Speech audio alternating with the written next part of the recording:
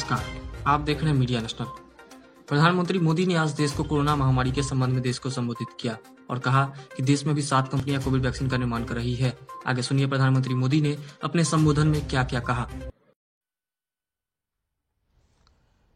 मेरे प्यारे देशवासियों, नमस्कार। कोरोना की दूसरी वेव और दूसरी वेव से हम भारतवासियों की लड़ाई जारी है। दुनिया के अनेक भारत भी इस लड़ाई के दौरान बहुत बड़ी पीड़ा से गुजरा है। हम में से कई लोगों ने अपने परिजनों को, अपने परिचितों को खोया है। ऐसे सभी परिवारों के साथ मेरी पूरी संवेदनाएं हैं। साथियों, बीते 100 वर्षों में आई ये सबसे बड़ी महामारी है, त्रासदी है। इस तरह की महामारी आधुनिक विश्व ने न देखी थी, न अनुभव की थी। इतनी बड़ी वैश्विक महामारी से हमारा देश कई मोर्चों पर एक साथ लड़ा है। कोविड अस्पताल बनाने से लेकर आईसीयू बेड्स की संख्या बढ़ानी हो, भारत में वेंटिलेटर बनाने से लेकर टेस्टिंग लैब्स का एक बहुत बड़ा नेटवर्क तैयार करना हो, कोविड से लड़ने के लिए बीते 1.25 साल में ही देश में एक नया हेल्थ इंफ्रास्ट्रक्चर तैयार किया गया है। सेकंड वेव के दौरान अप्रैल और मई के महीने में भारत में मेडिकल ऑक्सीजन की डिमांड अकल्पनीय रूप से बढ़ गई थी। भारत के इतिहास में कभी भी इतनी मात्रा में मेडिकल ऑक्सीजन की जरूरत कभी भी महसूस नहीं की गई। इस जरूरत को पूरा करने के लिए युद्ध स्तर पर काम किया गया। सरकार के सभी तंत्र लगे। ऑक्सीजन रेल चलाई गई, एयरफोर्स के विमानों को लगाया गया, नौसेना को लगाया गया। बहुत ही कम समय में लिक्विड मेडिकल ऑक्सीजन के प्रोडक्शन में 10 गुना से ज्यादा बढ़ाया गया। दुनिया के हर कोने से, जहां कहीं से भी जो कुछ भी उपलब्ध हो सकता था, उसको प्राप्त करने का भरसक प्रयास किया गया, लाया गया। इसी तरह जरूरी दवाओं के प्रोडक्शन को कई गुना बढ़ाया गया। विदेशों में जहां भी दवाइयां उपलब्ध हो, वहां से उन्हें लाने में कोई कोर कसर बाकी नहीं छोड़ी गई। साथियों, कोरोना जैसे अदृश्य और रूप बदलने वाले दुश्मन के खिलाफ लड़ाई में सबसे प्रभावी हथियार कोविड प्रोटोकॉल है। मास्क, 2 गज की दूरी और बाकी सारी सावधानियां, उसका पालन ही है। इस लड़ाई में वैक्सीन हमारे लिए सुरक्षा कवच की तरह है। आज पूरे विश्व में वैक्सीन के लिए जो मांग है, उसकी तुलना में उत्पादन करने वाले देश और वैक्सीन बनाने वाली कंपनियां बहुत कम है, इन्हीं गिनी हैं। कल्पना करिए कि अभी हमारे पास भारत में बनी वैक्सीन नहीं होती तो आज भारत जैसे विशाल देश में क्या होता। आप पिछले 50-60 साल का इतिहास देखेंगे तो पता चलेगा कि भारत को विदेशों से वैक्सीन प्राप्त करने में दशकों लग जाते थे। विदेशों में वैक्सीन का काम पूरा हो जाता था, तब भी हमारे देश में वैक्सीनेशन का काम शुरू भी नहीं हो पाता था। पोलियो की वैक्सीन हो, स्मॉल पॉक्स, जहां गांव में हम उसको चेचक कहते हैं, चेचक की वैक्सीन हो, हेपेटाइटिस बी की वैक्सीन हो, इनके लिए देशवासियों ने दशकों तक इंतजार किया था। जब 2014 में देशवासियों ने हमें सेवा का अवसर दिया तो भारत में वैक्सीनेशन का कवरेज 2014 में भारत में वैक्सीनेशन का कवरेज सिर्फ 60% के आसपास था, 60% के आसपास था। और हमारी दृष्टि में ये बहुत चिंता की बात थी। जिस रफ्तार से भारत का टीकाकरण कार्यक्रम चल रहा था, उस रफ्तार से देश को 100% टीकाकरण कवरेज का लक्ष्य हासिल करने में करीब करीब 40 साल लग जाते हैं। हमने इस समस्या के समाधान के लिए मिशन इंद्रधनुष को लॉन्च किया। हमने तय किया कि मिशन इंद्रधनुष के माध्यम से युद्ध स्तर पर वैक्सीनेशन किया जाएगा और देश में जिसको भी वैक्सीनेशन की जरूरत है उसे वैक्सीन देने का प्रयास होगा। हमने मिशन मोड में काम किया और सिर्फ 5-6 साल में ही वैक्सीनेशन कवरेज 60% से बढ़कर 90% से भी ज्यादा हो गई। 60 से 90, यानी हमने वैक्सीनेशन की स्पीड भी बढ़ाई और दायरा भी बढ़ाया। हमने बच्चों को कई जानलेवा बीमारियों से बचाने के लिए कई नए टीकों का भी भारत के टीकाकरण अभियान का हिस्सा बना दिया। हमने इसलिए किया क्योंकि हमें हमारे देश के बच्चों की चिंता थी, गरीब की चिंता थी, गरीब के उन बच्चों की चिंता थी जिन्हें कभी टीका लग ही नहीं पाता था। हम 100% टीकाकरण कवरेज की तरफ बढ़ रहे थे कि कोरोना वायरस ने हमें घेर लिया। देश ही नहीं, दुनिया के सामने फिर पुरानी आशंकाएं घिरने लगी कि अब भारत कैसे इतनी बड़ी आबादी को बचा पाएगा। लेकिन साथियों, जब नीयत साफ होती है, नीति स्पष्ट होती है, निरंतर परिश्रम होता है तो नतीजे भी मिलते हैं।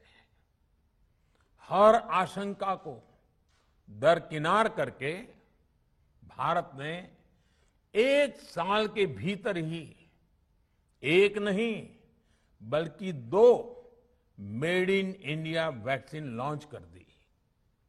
हमारे देश ने, देश के वैज्ञानिकों ने ये दिखा दिया कि भारत बड़े बड़े देशों से पीछे नहीं है।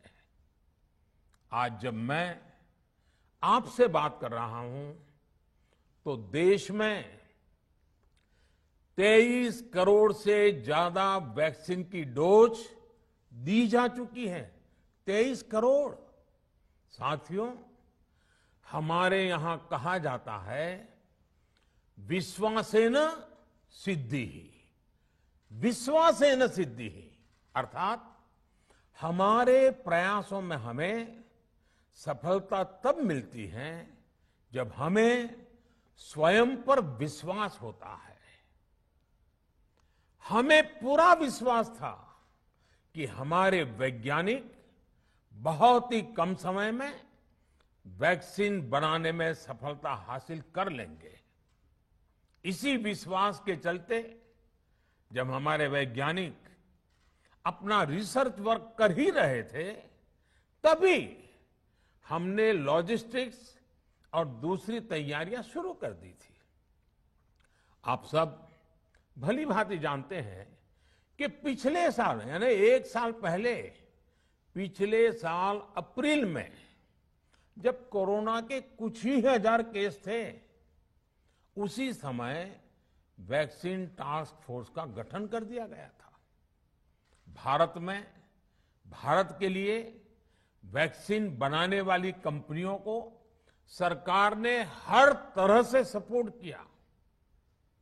वैक्सीन निर्माताओं को क्लिनिकल ट्रायल में मदद की गई, रिसर्च और डेवलपमेंट के लिए जरूरी फंड दिया गया। हर स्तर पर सरकार उनके साथ कंधे से कंधा मिलाकर चली। आत्मनिर्भर भारत पैकेज के तहत मिशन कोविड सुरक्षा के माध्यम से भी उन्हें हजारों करोड़ रुपए उपलब्ध कराए गए। पिछले काफी समय से देश लगातार जो प्रयास और परिश्रम कर रहा है, उससे आने वाले दिनों में वैक्सीन की सप्लाई और भी ज्यादा बढ़ने वाली है। आज देश में 7 कंपनियां विभिन्न प्रकार की वैक्सीन का प्रोडक्शन कर रही है। 3 और वैक्सीन का ट्रायल भी एडवांस स्टेज पे चल रहा है। वैक्सीन की उपलब्धता बढ़ाने के लिए दूसरे देशों की कंपनियों से भी वैक्सीन खरीदने की प्रक्रिया को तेज किया गया है। इधर हाल के दिनों में कुछ एक्सपर्ट्स द्वारा हमारे बच्चों को लेकर भी चिंता जताई गई है। इस दिशा में भी 2 वैक्सीन का ट्रायल तेजी से चल रहा है। इसके अलावा अभी देश में एक नेजल वैक्सीन पर भी रिसर्च जारी है। इसे सिरिंज से न देकर नाक में स्प्रे किया जाएगा। देश को अगर निकट भविष्य में इस वैक्सीन पर सफलता मिलती है, तो इससे भारत के वैक्सीन अभियान में और ज्यादा तेजी आएगी। साथियों, इतने कम समय में वैक्सीन बनाना अपने आप में पूरी मानवता के लिए बहुत बड़ी उपलब्धि है, लेकिन इसकी अपनी सीमाएं भी हैं। वैक्सीन बनने के बाद भी दुनिया के बहुत कम देशों में वैक्सीनेशन प्रारंभ हुआ और ज्यादातर समृद्ध देशों में ही शुरू हुआ। WHO ने वैक्सीनेशन को लेकर गाइडलाइंस दी। वैज्ञानिकों ने वैक्सीनेशन की रूपरेखा रखी और भारत ने भी जो अन्य देशों की बेस्ट प्रैक्टिसेस थी, विश्व स्वास्थ्य संगठन WHO के मानक थे, उसी आधार पर चरणबद्ध तरीके से वैक्सीनेशन करना तय किया। केंद्र सरकार ने मुख्यमंत्रियों के साथ हुई अनेकों बैठकों से जो सुझाव मिले, संसद के विभिन्न दलों के साथियों द्वारा जो सुझाव मिले, उसका भी पूरा ध्यान रखा। इसके बाद ही ये तय हुआ कि जिन्हें कोरोना से ज्यादा खतरा है, उन्हें प्राथमिकता दी जाएगी। इसलिए ही हेल्थ वर्कर्स, फ्रंटलाइन वर्कर्स, 60 वर्ष की आयु से ज्यादा के नागरिक, बीमारियों से ग्रसित 45 वर्ष से ज्यादा आयु के नागरिक, इन सभी को वैक्सीन पहले लगनी शुरू हुई है। आप कल्पना कर सकते हैं कि अगर कोरोना की दूसरी वेव से पहले हमारे फ्रंटलाइन वर्कर्स को वैक्सीन नहीं लगी होती तो क्या होता? सोचिए, हमारे डॉक्टर्स, नर्सिंग स्टाफ को वैक्सीन ना लगी तो क्या होता? अस्पतालों में सफाई करने वाले हमारे भाई बहनों को, एम्बुलेंस के हमारे ड्राइवर्स भाई बहनों को वैक्सीन ना लगी होती तो क्या होता? ज्यादा से ज्यादा हेल्थ वर्कर्स को वैक्सीनेशन होने की वजह से ही वो निश्चिंत होकर दूसरों की सेवा में लग पाए, लाखों देशवासियों का जीवन बचा पाए। लेकिन देश में कम होते कोरोना के मामलों के बीच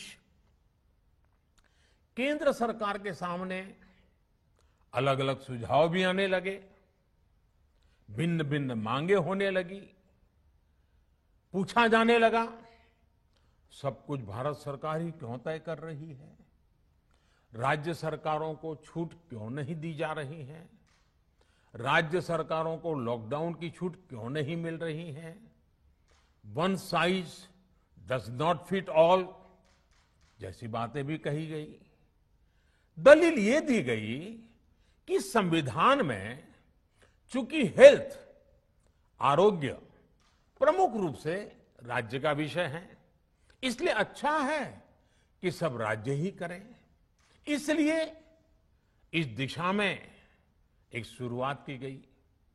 भारत सरकार ने एक बृहद गाइडलाइन बनाकर राज्यों को दी ताकि राज्य अपनी आवश्यकता और सुविधा के अनुसार काम कर सके। स्थानीय स्तर पर कोरोना कर्फ्यू लगाना हो, माइक्रो कंटेनमेंट जोन बनाना हो, इलाज से जुड़ी व्यवस्थाएं हो, भारत सरकार ने राज्यों की इन मांगों को स्वीकार किया। साथियों, इस साल 16 जनवरी से शुरू होकर अप्रैल महीने के अंत तक भारत का वैक्सीनेशन कार्यक्रम मुख्यतः केंद्र सरकार की देखरेख में ही चला। सभी को मुफ्त वैक्सीन लगाने के मार्ग पर देश आगे बढ़ रहा था। देश के नागरिक भी अनुशासन का पालन करते हुए अपनी बारी आने पर वैक्सीन लगवा रहे थे। इस बीच कई राज्य सरकारों ने फिर कहा कि वैक्सीन का काम डिसेंट्रलाइज किया जाए और राज्यों पर छोड़ दिया जाए। तरह तरह के स्वर उठे, जैसे कि वैक्सीनेशन के लिए एज ग्रुप क्यों बनाए गए।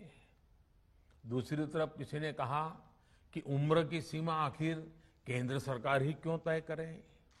कुछ आवाजें तो ऐसी भी उठी कि बुजुर्गों का वैक्सीनेशन पहले क्यों हो रहा है।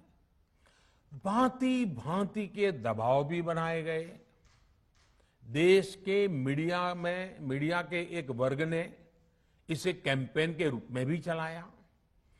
साथियों, काफी चिंतन मनन के बाद इस बात पर सहमति बनी कि राज्य सरकारें अपनी तरफ से भी प्रयास करना चाहती हैं, तो भारत सरकार को क्यों इतराज हो और भारत सरकार इतराज क्यों करे। राज्यों की इस मांग को देखते हुए, उनके आग्रह को ध्यान में रखते हुए 16 जनवरी से जो व्यवस्था चली आ रही थी, उसमें प्रयोग के तौर पर एक बदलाव किया गया। हमने सोचा कि राज्य ये मांग कर रहे हैं, उनका उत्साह है, तो चलो भाई 25% का काम उन्हीं को सुपुर्द कर दिया जाए, उन्हीं को दे दिया जाए। स्वाभाविक है 1 मई से राज्यों को 25% काम उनके हवाले कर दिया गया। उसे पूरा करने के लिए उन्होंने अपने अपने तरीके से प्रयास भी किए। इतने बड़े काम में किस तरह की कठिनाइयां आती हैं, ये भी उनके ध्यान में आने लगा। उनको पता चला पूरी दुनिया में वैक्सीन की क्या स्थिति है, इसकी सच्चाई से भी राज्य परिचित हुए।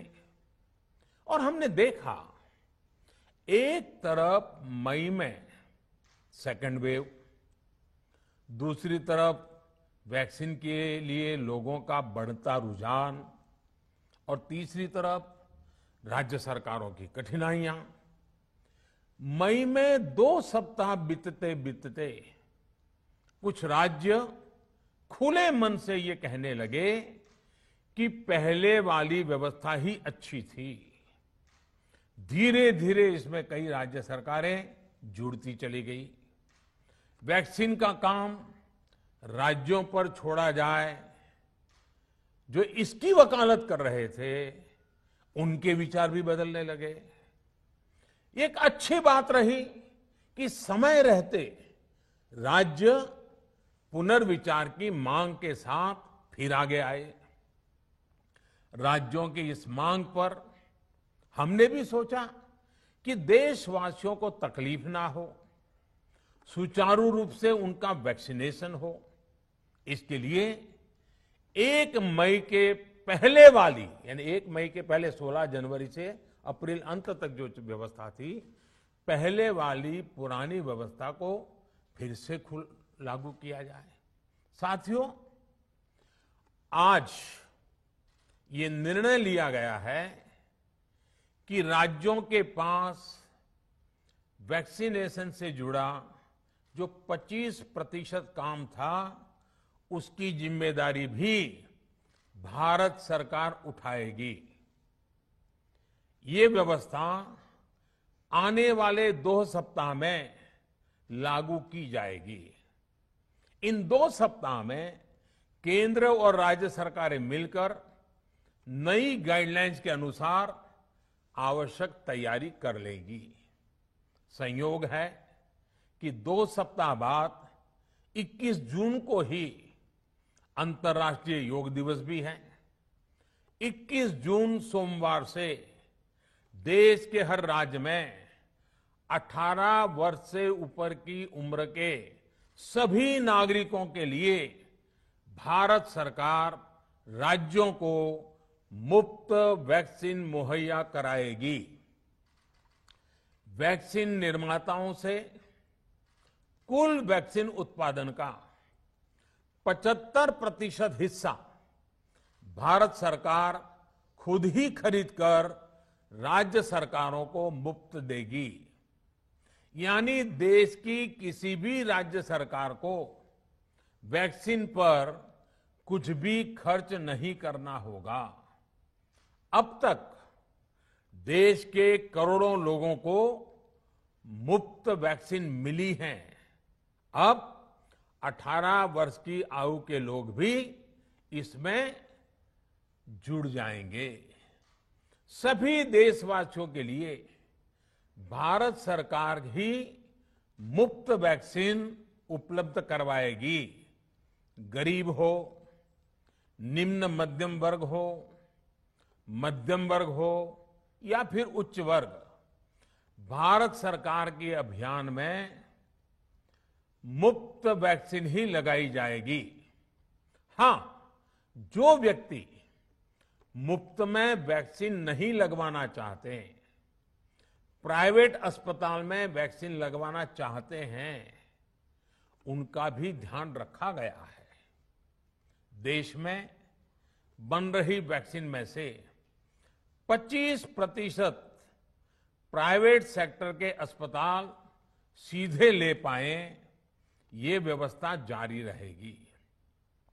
प्राइवेट अस्पताल वैक्सीन की निर्धारित कीमत के उपरांत एक डोज पर अधिकतम 150 रुपये ही सर्विस चार्ज ले सकेंगे।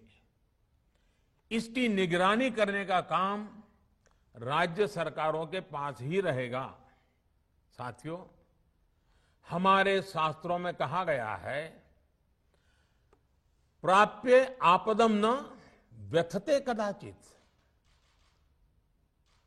उद्योगम अनु इच्छति चा प्रमत्तः। अर्थात विजेता आपदा आने पर उससे परेशान होकर हार नहीं मानते, बल्कि उद्यम करते हैं, परिश्रम करते हैं और परिस्थिति पर जीत हासिल करते हैं। कोरोना से लड़ाई में 130 करोड़ से अधिक भारतीयों ने अभी तक की यात्रा आपसी सहयोग, दिन रात मेहनत करके तय की है। आगे भी हमारा रास्ता हमारे श्रम और सहयोग से ही मजबूत होगा। हम वैक्सीन प्राप्त करने की गति भी बढ़ाएंगे और वैक्सीनेशन अभियान को भी और गति देंगे। हमें याद रखना है कि भारत में वैक्सीनेशन की रफ्तार आज भी दुनिया में बहुत तेज है, अनेक विकसित देशों से भी तेज है। हमने जो टेक्नोलॉजी प्लेटफॉर्म बनाया है कोविन, उसकी भी पूरी दुनिया में चर्चा हो रही है। अनेक देशों ने भारत के इस प्लेटफॉर्म को इस्तेमाल करने में रुचि भी दिखाई है।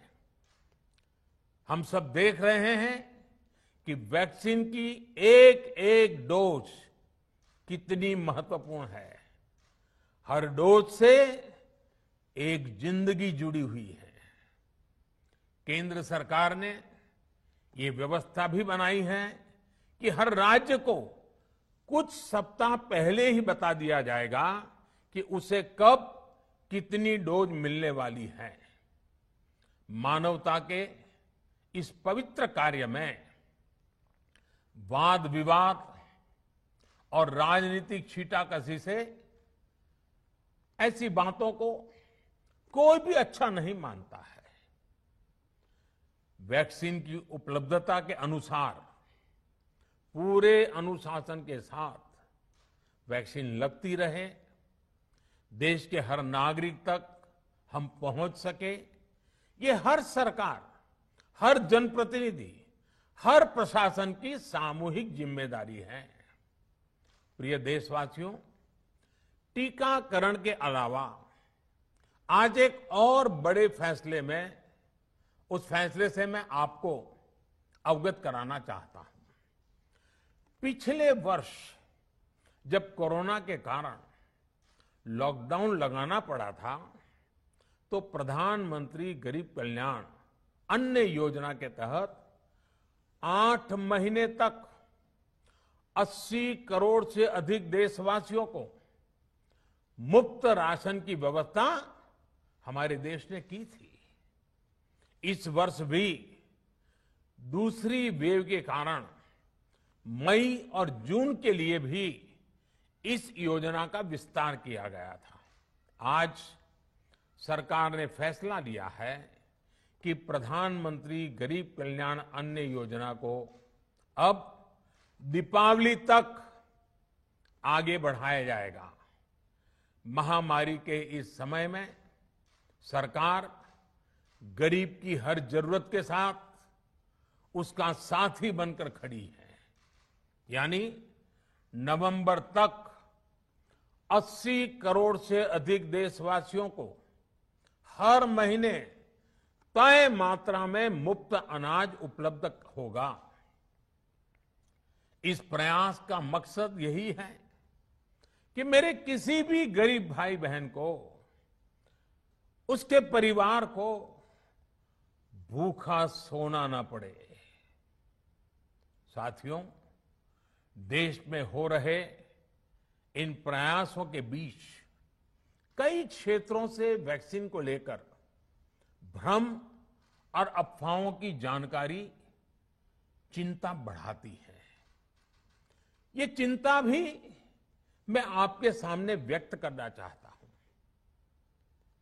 जब से भारत में वैक्सीन पर काम शुरू हुआ, तभी से कुछ लोगों द्वारा ऐसी बातें कही गई जिससे आम लोगों के मन में शंका पैदा हो। कोशिश ये भी हुई कि भारत के वैक्सीन निर्माताओं का हौसला पस्त पड़ जाए और उनके सामने अनेक प्रकार की बाधाएं आए। जब भारत की वैक्सीन आई तो अनेक माध्यमों से शंका आशंका को और बढ़ाया गया। वैक्सीन न लगवाने के लिए भांति भांति के तर्क प्रचारित किए गए। इन्हें भी देश देख रहा है। जो लोग वैक्सीन को लेकर आशंका पैदा कर रहे हैं, अफवाहें फैला रहे हैं, वो भोले भाले भाई बहनों के जीवन के साथ बहुत बड़ा खिलवाड़ कर रहे हैं। ऐसी अफवाहों से सतर्क रहने की जरूरत है। मैं भी आप सबसे, समाज के प्रबुद्ध लोगों से, युवाओं से अनुरोध करता हूं कि आप भी वैक्सीन को लेकर जागरूकता बढ़ाने में सहयोग करें। अभी कई जगहों पर कोरोना कर्फ्यू में ढील दी जा रही है, लेकिन इसका मतलब ये नहीं कि हमारे बीच से कोरोना चला गया है। हमें सावधान भी रहना है और कोरोना से बचाव के नियमों का भी सख्ती से पालन करते रहना है। मुझे पूरा विश्वास है हम सब कोरोना से इस जंग में जीतेंगे। भारत कोरोना से जीतेगा। इन्हीं शुभकामनाओं के साथ आप सभी देशवासियों का बहुत बहुत धन्यवाद।